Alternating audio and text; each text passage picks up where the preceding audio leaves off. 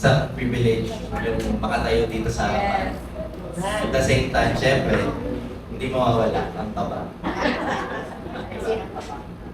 Kasi alam ko naman na it's been a long time na nakatayo ako dito sa harapan, ginamit ng Lord upang makapag-share. And hindi ko din alam kung anong plano ng Diyos, pero ang tanging prayer ko lang is magamit ako ng Diyos.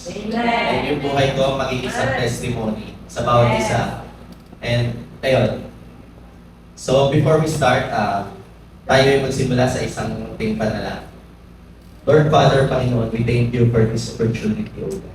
Lord, we thank you for the lives, Panginoon, na bawat isa na nandito, Lord. Naniniwala kami, Panginoon, na may gagawin ka sa buhay ni bawat isa. Lord God, we pray, Panginoon, na use me, Panginoon, as your vessel, Panginoon, upang, Lord God, maging pagpapala. At Lord, maihatid ko, Diyos, ang iyong salita, O Diyos. Lord, tago mo ko sa iyong likuran, and Lord, continue to pour out your wisdom, your knowledge, Panginoon, at ikaw ang kumilos sa araw na ito, Lord God. We thank you, and we glorify your name, O God. In Jesus' mighty name we pray. Amen. Ayan. So, yung topic natin for today, God's loving correction from pride to humility. Ayan. So, habang ginagawa ko itong preaching na to, syempre, tunay nga yung sinabi sa akin ni Pastor Akea, na once na nagpe-prepare ka ng preaching, ang unang tinutukan ng Lord is yung preacher. Yes. Or kung sino yung maghahatid ng salita ng Diyos. Kasi habang nangangaral ka pala, nangungusap na ang Lord. Amen. And also, syempre, bilang isang anak ng Diyos, syempre, hindi tayo perfect. Amen. Hindi tayo perfect. And ang pinaka-perfect lang na example dito is si Jesus, si Lord. Amen. Sabi nga dito sa 2 Thessalonians chapter 3 verse 3, God is faithful. Faithful ang Panginoon sa buhay natin. And as I studied my preaching, syempre, bago tayo gamitin ng Lord, nandun na yung patotoo ng Diyos. Nandun na yung pagkilos ng Diyos sa buhay natin. So sa ating pagsisimula, tayo po yung tumayo at basahin yung natin, scripture. Daniel chapter 4 verse 34 to 37. Sige, 1, 2, 3.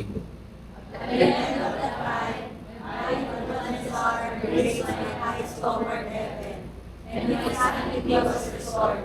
Then I praised the Most High. I honored and glorified Him who lives forever. His dominion is an eternal dominion. His kingdom endures from generation to generation. All the peoples of the earth are regarded as nothing. He does as He pleases with the powers of heaven and the peoples of the earth. No one can hold back His hand or say to Him, what have we done? At the same time that my sanity was restored, my honor and splendor were returned to me for the glory of my kingdom. My advisors and nobles sought me out, and I was restored to my throne, beginning greater than before. Now I, Nebuchadnezzar, praise and exalt and glorify the King of heaven, because everything He does is right, and all His ways are just. And those who walk in pride, He is able to humble. Ayan, tayo po yung po at salamat sa Diyos sa kanyang salita. Ayan, so gusto ko simulan itong itong pagbubulayan natin through my testimony. Kasi nga, di ba, yung series natin is all about living testimony. So, sino man yung tatayo dito sa harapan, syempre, alam natin na may ginawa na sa atin ang Lord. And ito yung isa sa mga untold stories ko sa kahit na sino. Okay, so sisimula ko. So, growing up, when I was at the age of 12 and 13 years old, I started doing ministry. So, doon ako, age of 12, 13, doon ako natuto mag-ministry sa Lord. And nung time na yun, syempre, ito yung panimula ng church na meron tayo. Through Pastor John. Natuto ako mag-play ng drums. And yung journey na nilakaran ko, syempre, hindi madali. Kasi everything was from scratch. Everything, lahat sa'yo, kumbaga, kailangan mo matuto on your own. Hindi naman kami before yung parang papasok ka sa school, sa music school, ganyan, tapos doon ka matututo. And si Lord, binigyan tayo ng privilege para matuto. And yun nga, binigyan niya ako ng wisdom and knowledge, syempre, para makapag-ministry through music by playing drums. May years na naging stagnant ako sa relationship kay Lord, and there are years na mainit ako. So, yung journey talaga sa ministry, hindi mawawala yung pagka-burnout. Hindi mawawala yung exhaustion. Tama. Dumarating talaga sa ganong pace. And syempre, napagdaanan ko din. Sa tagal ng panahon na nandito ako, tumutugtog, tumatayo sa harapan. Nandun yung pagturo ng Lord. And nandun yung guidance din ng Lord. Hindi mawawala. Fast forward, syempre, nakapagtapos ako. Nag-college ako pagtapos. And alam ko si Lord, hindi ako pinagkulang. Actually, iba yung favor ng Lord. Kasi lahat well provided. Sa family ko, through mommy, my parents, lahat. And hindi ako ganun nahirapan. Siguro nahirapan lang ako in a way na I have to focus on my studies. And nakatapos ako, syempre, through God's grace. Pero hindi yan yung highlight ng testimony ko. It is how God changed my perspective and my heart and how He humbled me. Growing old as a matured man that I am right now, nagkaroon ako ng expectations sa Father. Isa ito sa mga untold stories ko talaga. Kasi nagkaroon ako ng expectations sa daddy ko, and it took the best of me. Pag hindi yun namimit. I was expecting na, madami akong expectations, sa totoo lang. And also, I'm very grateful for them at the end of the day. Very grateful ako. Sa mother ko, who took so much responsibilities for our family, and also to my father. At the same time, na-realize ko na na-develop ko yung resentment na meron ako because of the expectations na meron ako sa daddy ko. Simula nung natuto ako ng iba't ibang bagay sa buhay, my pride took the best of me also.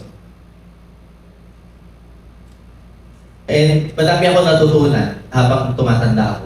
Natuto akong kumita ng pera through business. Natuto akong gumawa ng gawain sa bahay na gawain panlalaki. Natuto akong dumiskarte sa buhay, which is all I know, it came from the Lord. Natuto ako, binigyan ako ng skill ng Panginoon to earn through automotive. And on my own, because of the motivation that God has put into me. Hindi man yun dumaan lahat through my Father, pero I am blessed. Admit it or not, we all have the tendency to have such shortcomings, especially through our family. And hindi perfect ang family. Walang perfect na family. Going back, my expectations were not met and pride took the best of me, thinking that I can do better than my dad. But in reality, it is incomparable. It isn't right to compare.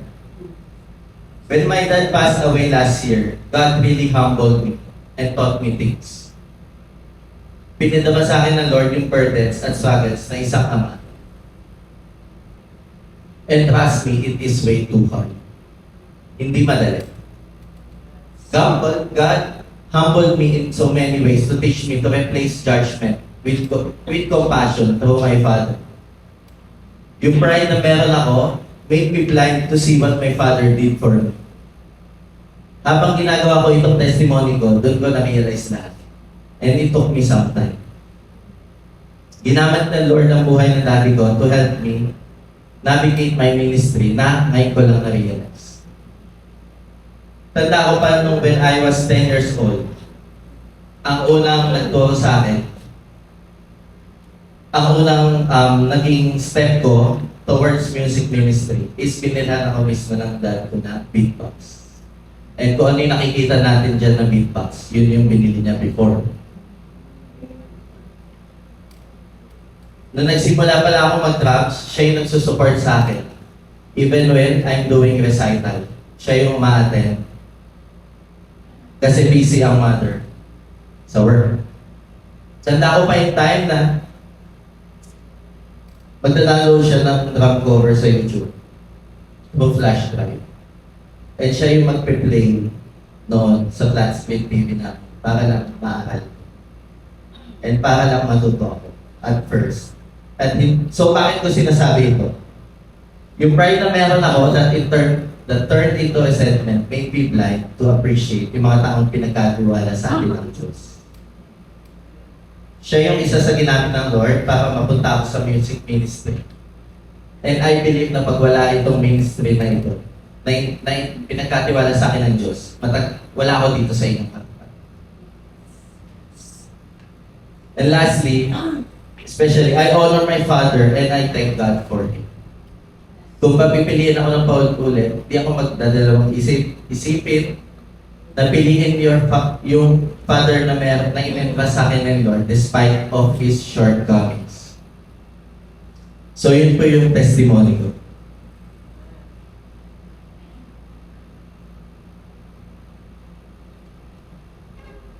Ayan. So, dadako na po tayo sa ating scripture reading.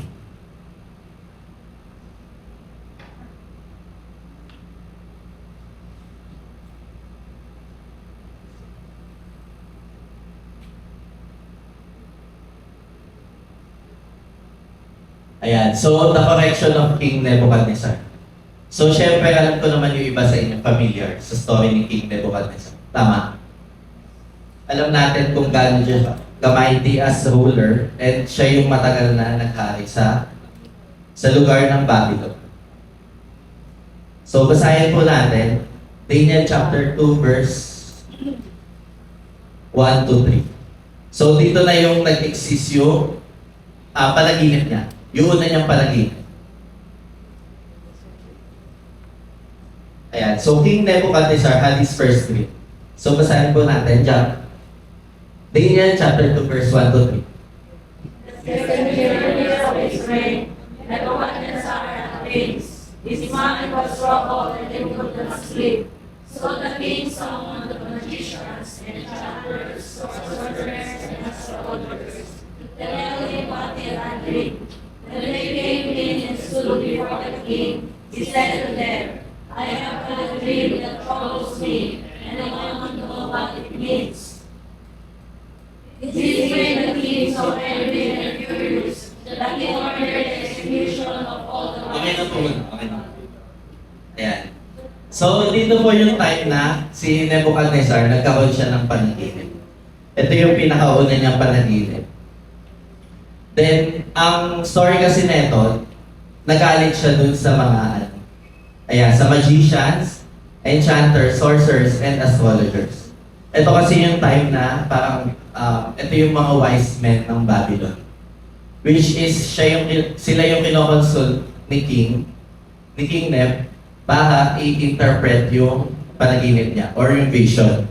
Which is, yun yung pinakita sa kanya ng Lord. So, nung time na to, hindi matukoy ng mga magicians or iba pa, yung interpretation. Kaya nagalit siya. So, he was furious, no one can interpret for him. He ordered the wise men of Babylon to be killed. So, next.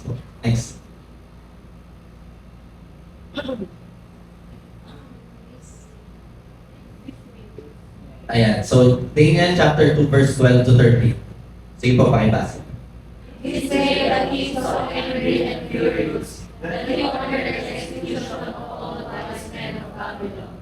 So the decree was issued to put the wise men to death, and men were sent to look for Daniel and his friends to put them to death. Ayan. So, nagkaroon na ng kumbaga utos si King.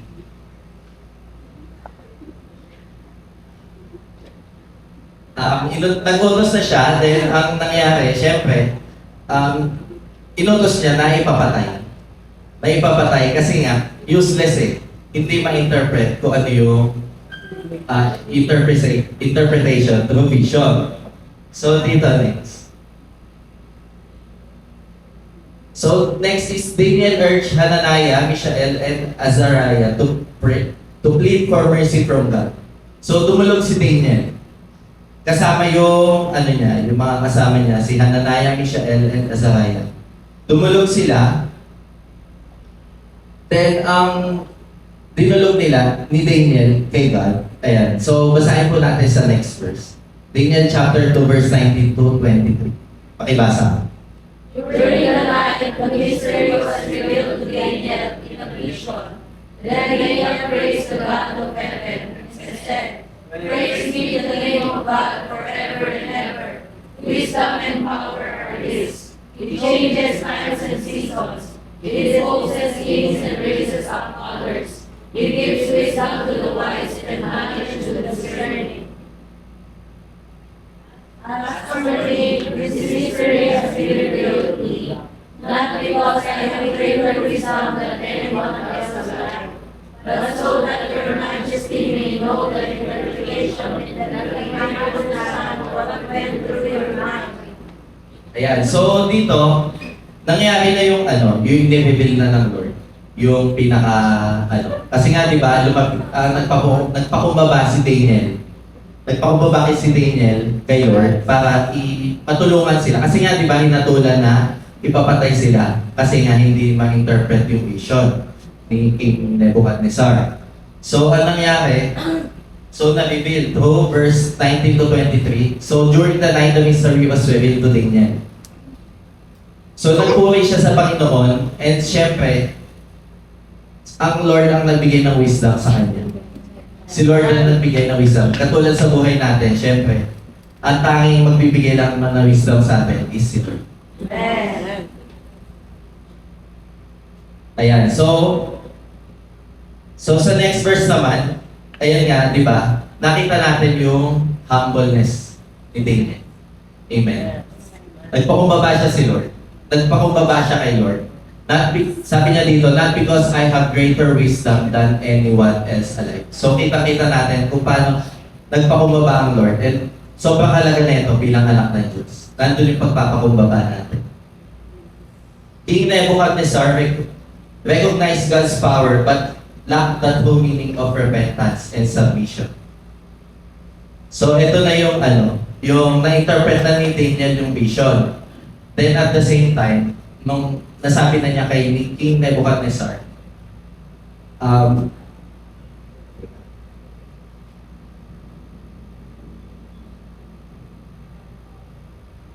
ayan, so na-interpret na ni Daniel yung vision, and syempre, ang isa lang ang neto is God only knows the future and He is the one to decide kung sino yung magiging ruler ng kingdom. Kasi ipinakita dito yung yung timeline, yung pagkakapalit-palit ng kingdom. Kung sino mag-rule sa Babylon. Ayan, so next verse nga po, pakibasa. The time of those kings, the God of heaven will set up a kingdom that will never be destroyed, nor will it be left to another people. It will crush all those kingdoms and bring them to an end, but it will itself endure forever. This is the meaning of the vision of the rock of the mountain, but not by human hands. A rock that broke the iron, the bronze, the clay, the silver, and the gold to pieces. The great God has shown the king what will take place in the future. The dream is true and its interpretation is trustworthy. Ayan, so ito yung pinaka talaga is, sabi ko nga kanina, di ba, na-interpret through Daniel yung vision ni King Nebuchadnezzar. The great God has shown the king what will take place in the future. So ito talaga yung nangyayari sa future. The dream is true and its interpretation is trustworthy. So kung magre-relate tayo kay Lord, syempre, nandun yung yung accuracy ng vision. Di ba? Hindi tayo basta madideceive ng kaaway kung alam natin na connected tayo kay Lord. And the Lord reveals such things. Ayan. So next, nga po? Daniel chapter 2 verse 47. Pakibasa. The king said to Daniel, Surely your God is the God of gods and the Lord of kings, and a revealer of mysteries, for you were able to reveal this mystery. Ayan po, kung mapapansin niyo po, di ba, in-acknowledge naman ni King Nebuchadnezzar yung patrol ni Lord. Kasi nga, di ba, na-reveal yung pinaka-vision. And si Lord din nagsabi nun kay Daniel. So, in-acknowledge ni King Nebuchadnezzar, but nung time na yan, nandun yung acknowledgement ni King Nebuchadnezzar, but wala pa sa kanya yung true repentance. Wala pa sa kanya yung true submission kay Lord. Nandun pa din yung, nananaig pa din yung, yung pag-acknowledge niya sa sarili niya, di ba? So, parang sa ating buhay, di ba? We can always acknowledge Lord. Pero kung sa actions natin, hindi makikita, hindi rin siya totoo. Amen. Ayan, so next naman po dito, so nung gumawa yung, sa next naman po is, sa Daniel chapter 2 verse 47. Ay, hindi. Dito pala. Chapter 3 verse 15.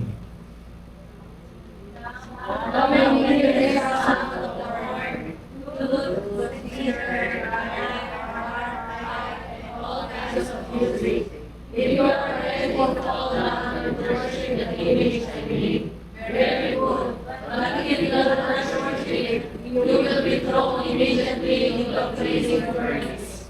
Then what God will be able to rescue you from your hand. Ayan, so nung time na to, si King Nebuchadnezzar, gumawa nga siya ng image na gawa sa gold. Then he asked the people to worship it as they hear the kinds of music. Di ba nakalagay niya horn, flute, zither, lyre, harp, pipe, and all kinds of music.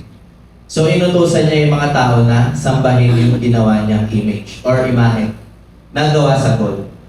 So dito naman, syempre, nandito si Shadrach, Meshach, and Abednego. So hindi sila nag-comply. Hindi sila nag-comply dun sa utos ng king. So syempre, ang nangyari dito, naano sila, yung, di ba kapag hindi ka sumunod, ilalagay ka sa pugon. Yung pugon na nag-aapoy. Amen. So yung pugon na nag-aapoy, nalagay doon yung tatlo. Si Shadrach, Meshach, and Abednego. So dito, sinunog sila. And pinainitan to na 4 times. So 4 times yung parang yung power ng apoy. Ayan, so sumunod tayo dito sa Daniel chapter 3 verse 25. He said,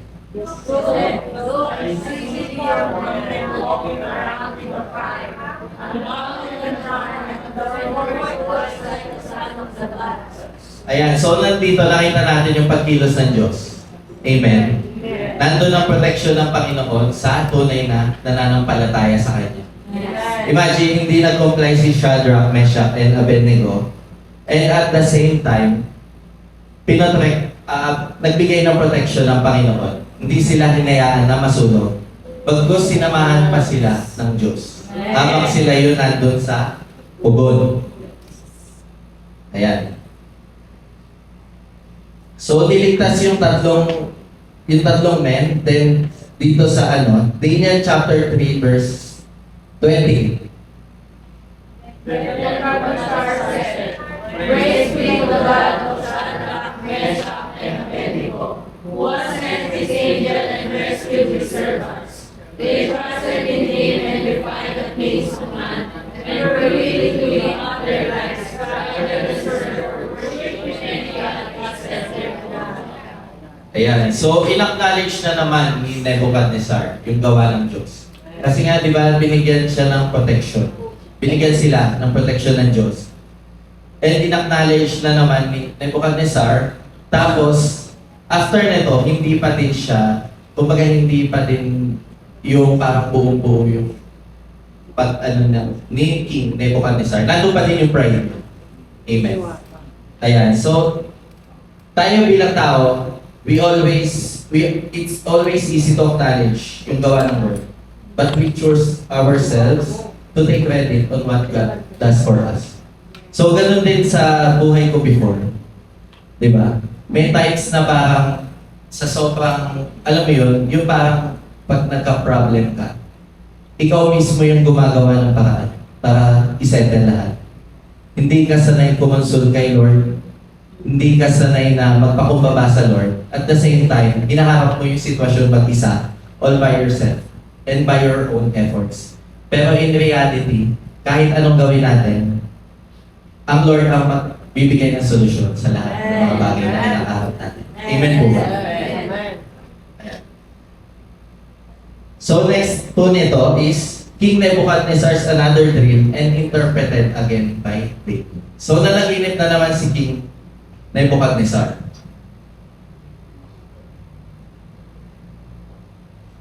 Ayan, dito po sa sa Daniel chapter 4 verse 11 to 12. Ayan. Ay sorry. 22 to 27. Ito na yung yung nanaginip si King Nebuchadnezzar. Then ang napanaginipan niya is yung tree. Yung tree na to is, syempre, si Daniel na naman yung nag-interpret. Okay? So yung tree pala nito is mismong si King. Ayan. So basahin po natin sa chapter 22 verse 27. Your Majesty, you are the tree. You have become great and strong. Your greatness has grown until it reaches the sky, and your dominion extends to the southern parts of the earth. And next. Your Majesty is the Holy One, a messenger coming down from heaven, saying, cut down the tree and destroy it, but leave the stump, bound with iron and bronze, in the grass of the field, while its roots remain in the ground. Let him be drenched with the dew of heaven. Let him live with the wild animals until 7 times pass by for him. Next. This is the declaration, Your Majesty, and this is the decree of the Most High as issued against my Lord the King. You will be driven away from people and be with wild animals. You will eat grass like the ox and be drenched with the dew of heaven. 7 times will pass by for you until you acknowledge that the Most High is sovereign over all kingdoms on earth, and He is them to anyone He wishes. Next. The one who leaves the stump of the tree with its roots, he means that your kingdom will be restored, even when you acknowledge that heaven rules. Therefore, your Majesty, be pleased to accept my advice. Renounce your sins by doing what is right, and your wickedness by being tied to the oppressed. It may be that then your prosperity will continue. Ayan, so grabe po yung grace ng Panginoon sa buhay ni King Nebuchadnezzar. Alam naman po natin, di ba, na yung pagbuhol ni King Nebuchadnezzar, syempre, naging prosperous ang Babylon. Naging malago sila, sobrang unlad. Then at the same time, kaya dinescribe dito, your greatness has grown until it reaches the sky, and your dominion extends to distant parts of the earth. So ibang heights yung na-reach ni King Nebuchadnezzar. Pero sabi ko nga, di ba, meron pa siya reservation. Hindi pa niya fully ina-acknowledge si Lord.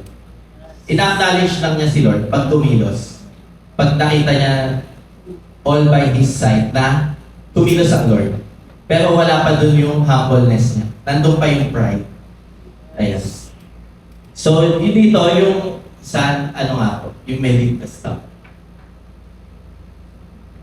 Ayan. So, dito po, yung tinutukoy na leave the stuff, syempre, nandun yung God's grace, di ba?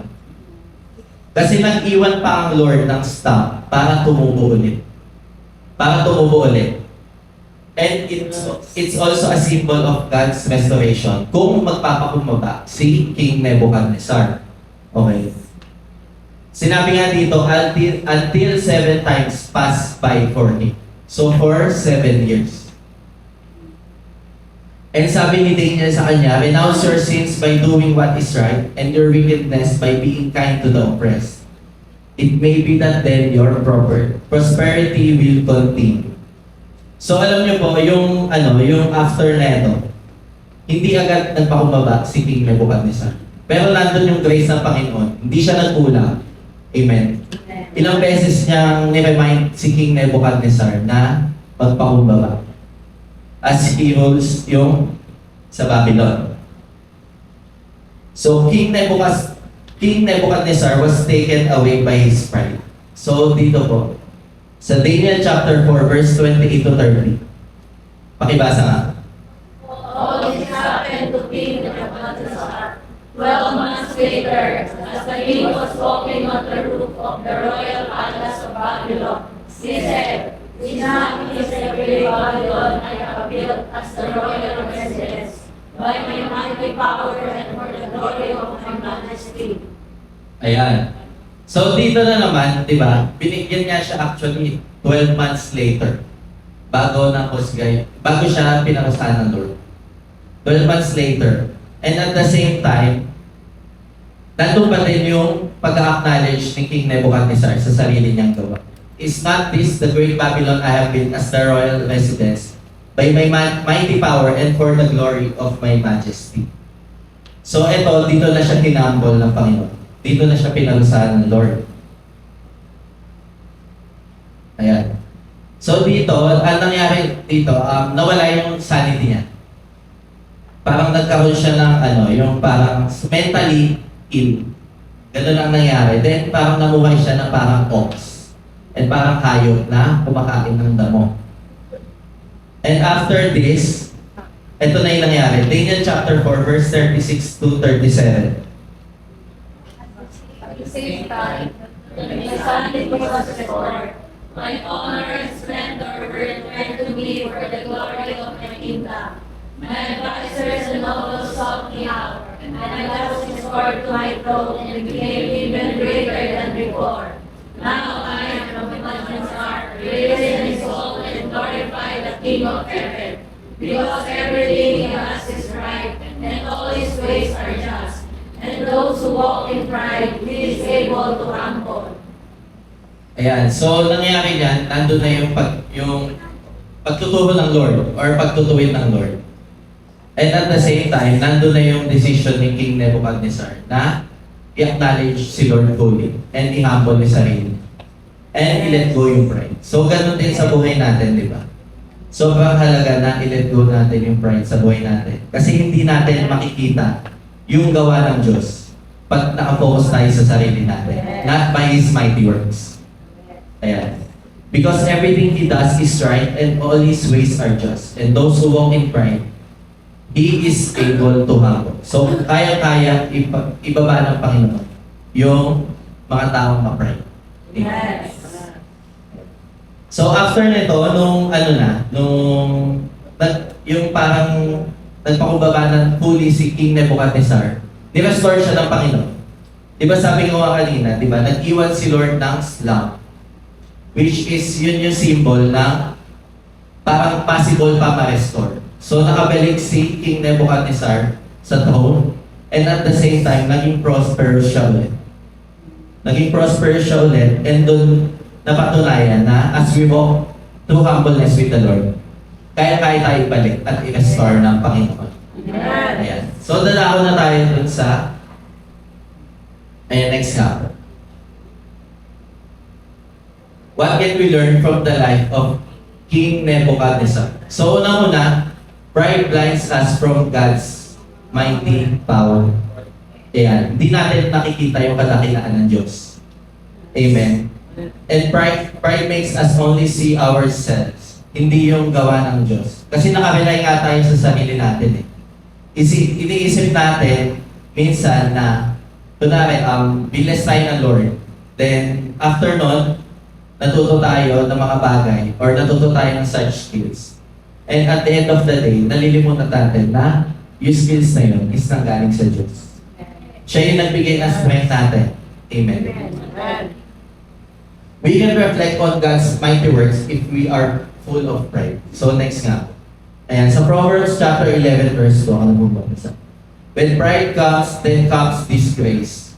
But with humility comes wisdom. Through our humility sa Lord, doon niya binibigay yung wisdom sa atin.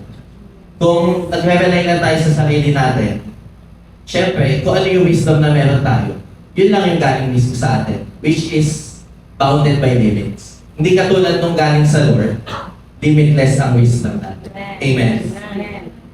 And sabi nga po sa Romans chapter 12 verse 16, live in harmony with one another. Do not be proud, but be willing to associate with people of low position.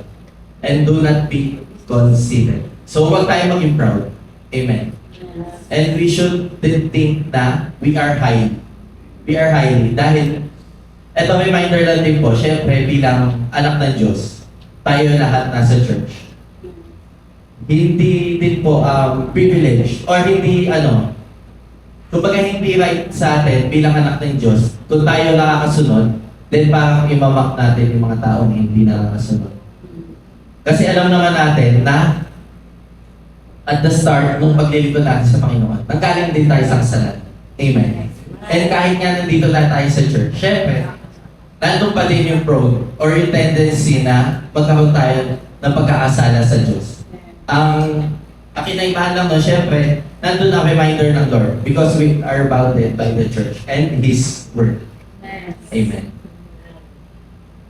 Ayan. So next po. God disciplines because He desires our humility. So sobrang halaga sa paningin ng Diyos yung pagpapakumbaba natin bilang anak niya. Amen. Amen. It is not about punishment but for correction and restoration. Hindi tayo yung kasi ang gusto pa din ng Panginoon is ma-restore tayo. Amen. Sa piling niya. Kumbaga makita ng Diyos na prosperous tayo sa piling niya. So dito nga po sa Proverbs chapter 22 verse 4. Humility is the fear of the Lord, its wages are riches and honor and life. So kung matututo tayo magpakumbaba sa harap ng Diyos, naniniwala ako na hindi tayo niya pagkukulangin. Amen po. Hindi niya tayo, kumbaga hindi niya tayo hahayaan na nasa baba. Bagkus iangat tayo ng Panginoon kung tayo totoo sa Kanya, nagpapakumbaba. Amen. Ayan. Dito naman po sa Romans chapter 12 verse 3. For by the grace given me, I say to every one of you, do not think of yourself more highly than you ought, but rather think of yourself with sober judgment, in accordance with the faith God has distributed to each of you. Ayan. So yung sinasabi dito sober judgment is yung practice natin na evaluate natin yung sarili natin. Bago natin tingnan yung iba, we should always evaluate ourselves.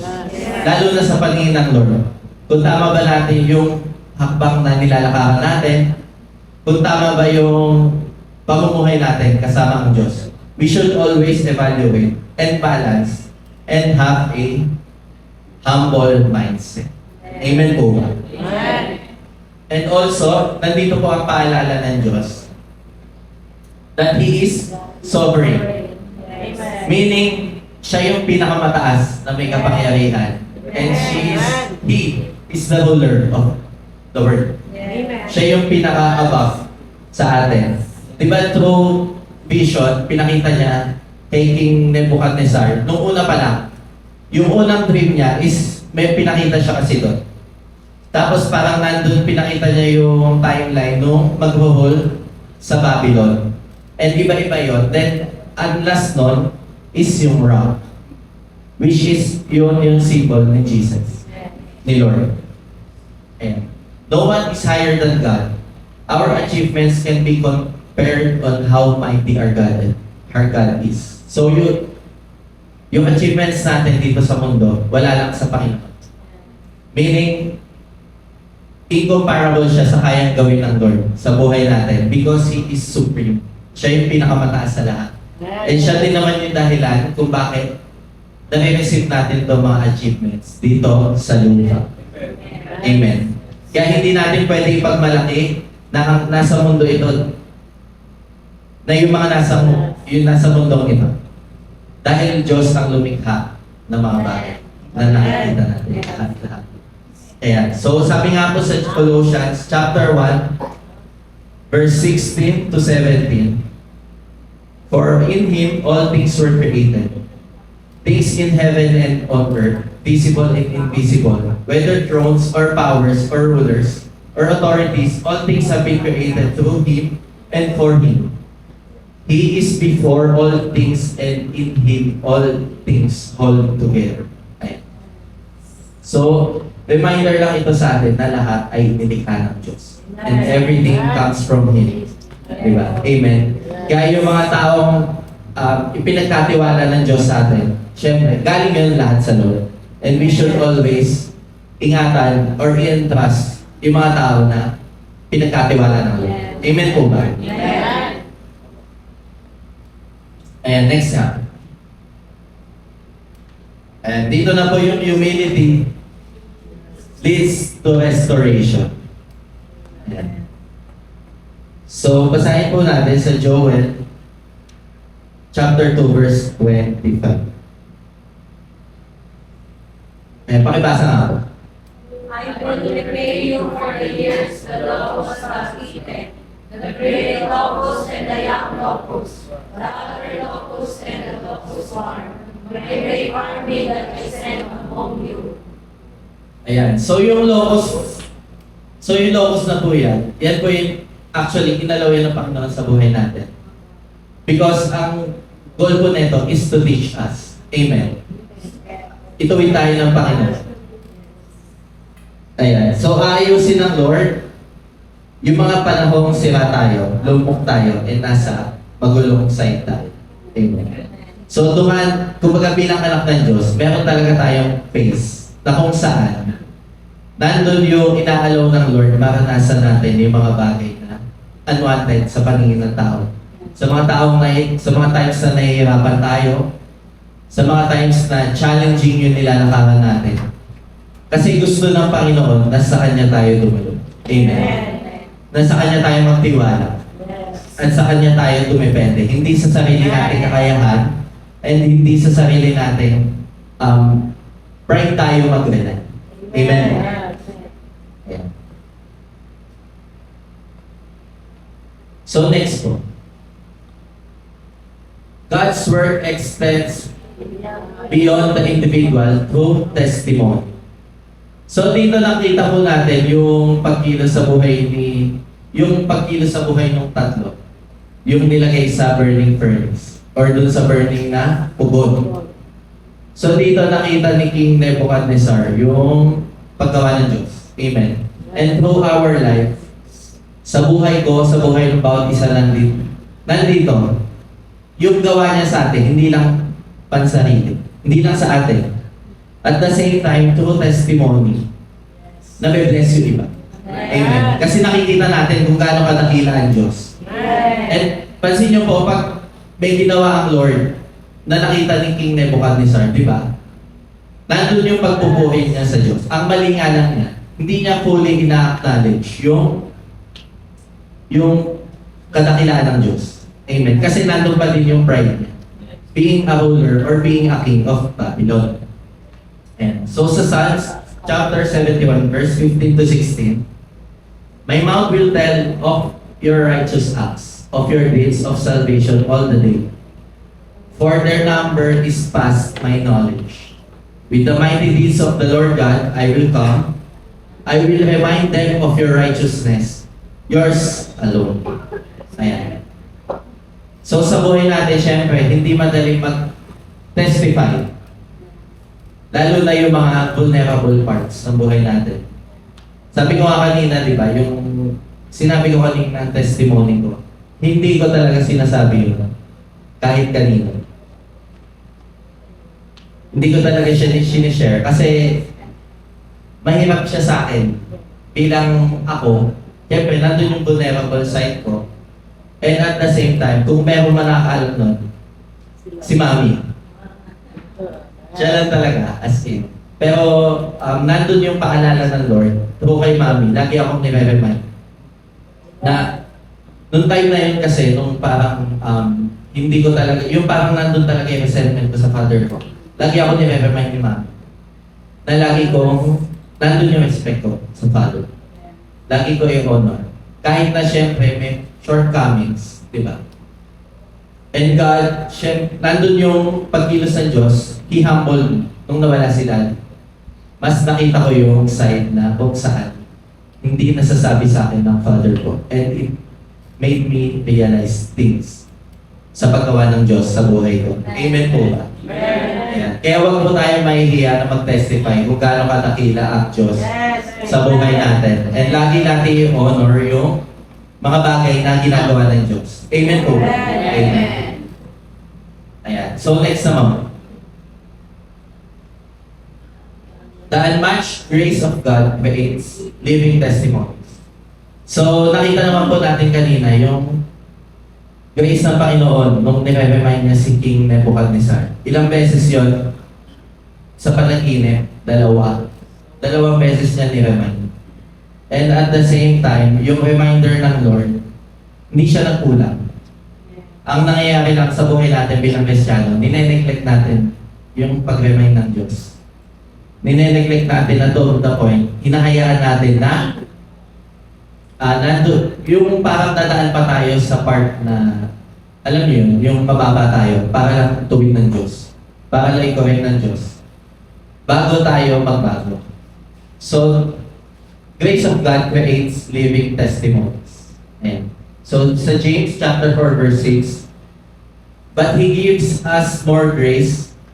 That is why Scripture says, God opposes the proud, but shows favor to the humble. Ayan. So, lagi po natin tatandaan na ayaw ng Diyos yung nagmamalaki sa Kanya. And at the same time, syempre, pag tayo ay nagpakumbaba sa Diyos, nandun yung favor ng Panginoon. Hindi niya tayo pagkukulangan saan man parte ng buhay natin. And He will give us more grace. Ayan. So, next po, sa reflection questions. Ayan, hindi po natin to kailangan gusto ko lang po maging reflection nito sa sarili natin. Sabi ko nga kanina, di ba? Magkaroon tayo ng sober judgment. Meaning, nandun yung pag-evaluate natin sa sarili natin. So we should evaluate ourselves by asking these questions. Is there a part in my life that God is trying to humble or teach me? Meron ba sa buhay natin na tinuturuan tayo ng Diyos magpakumbaba?